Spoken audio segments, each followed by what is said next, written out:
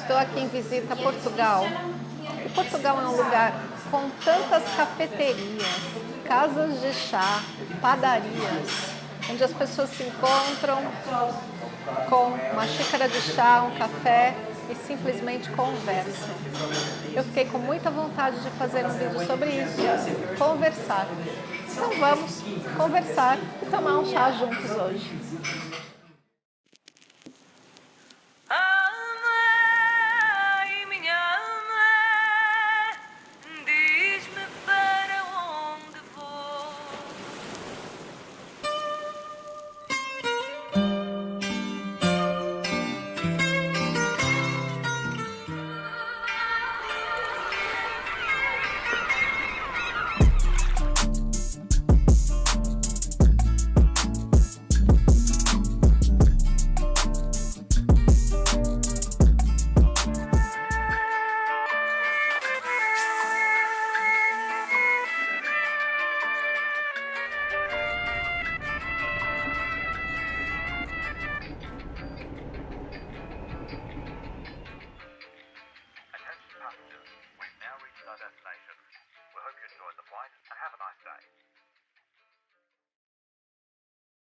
Outro dia no Porto, na cidade do Porto, visitei uma casa de chá magnífica, chamada Majestic.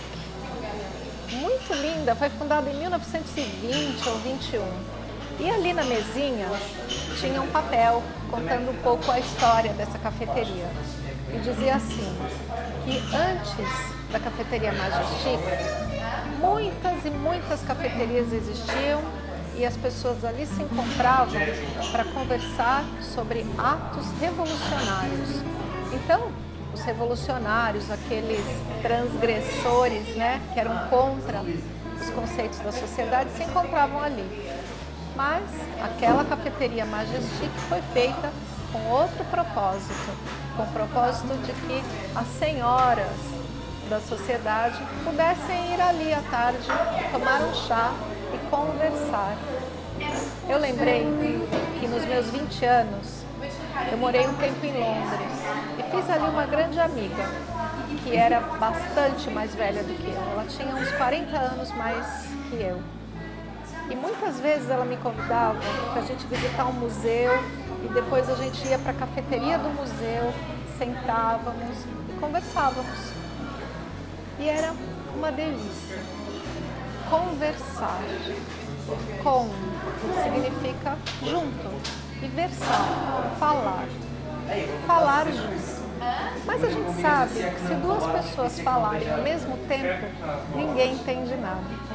Então, na verdade, conversar é um ato de falar e um ato de ouvir. Coincidentemente, alguém mandou num grupo de WhatsApp que eu tenho da escola das minhas filhas um texto muito bonito do Rubem Alves, que falava justamente isso, sobre a gente ter a capacidade de ouvir. Eu percebo muitas vezes que eu estou falando com uma pessoa e a pessoa me interrompe e começa a contar a história dela. Eu percebo em mim também, que às vezes estou conversando com alguém, ouvindo a pessoa e simultaneamente a minha mente produz pensamentos sobre o assunto que a pessoa está falando. Pensamentos, muitas vezes de julgamento ou comparados, né? Pensamentos que comparam com histórias minhas mesmo, pensamentos em geral. E se eu não estiver atenta, eu interrompo a pessoa e começo a contar a minha história, sem acabar de ouvir. Como a gente está aqui em Portugal, né? Eu também gostaria de citar um pedacinho do texto do Rubem Alves que menciona Alberto Caeiro. Alberto Caeiro é um dos personagens, dos heterônimos do poeta Fernando Pessoa. E ele diz assim: não é bastante não ser cego para ver as árvores e as flores. É preciso também não ter filosofia nenhuma. E não ter filosofia nenhuma significa não ter pensamentos. Imagine você andando por uma floresta e você cheio de pensamentos, não consegue apreciar as árvores e as flores. Portanto, não basta não ser cego. Da mesma maneira, Rubem Alves diz: não é bastante ter ouvidos para ouvir o que é dito. É preciso que haja silêncio dentro da alma.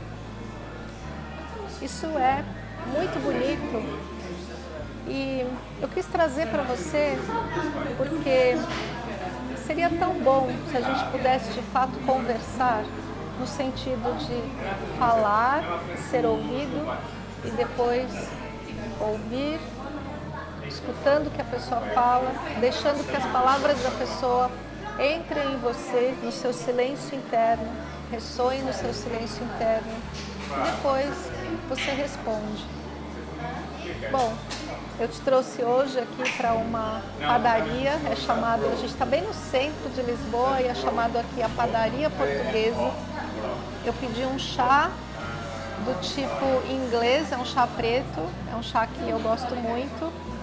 E eu pedi um croissant de amêndoas para ficar bonito no meu vídeo, porque eu nem gosto assim de doce. Mas eu te convido a sentar comigo, tomando um chá, e que você permita que as minhas palavras simplesmente entrem em você, no seu silêncio e ressoem. E depois que isso acontecer, você deixa para mim um comentário. Eu te convido a assinar o canal e contar se você está gostando das imagens aqui de Portugal. Não esqueça de acionar o sininho de notificação para você saber todas as vezes que eu lançar vídeos novos. E dê um gostei no vídeo, se você gostou. Um ótimo chá da tarde para você. Um beijo.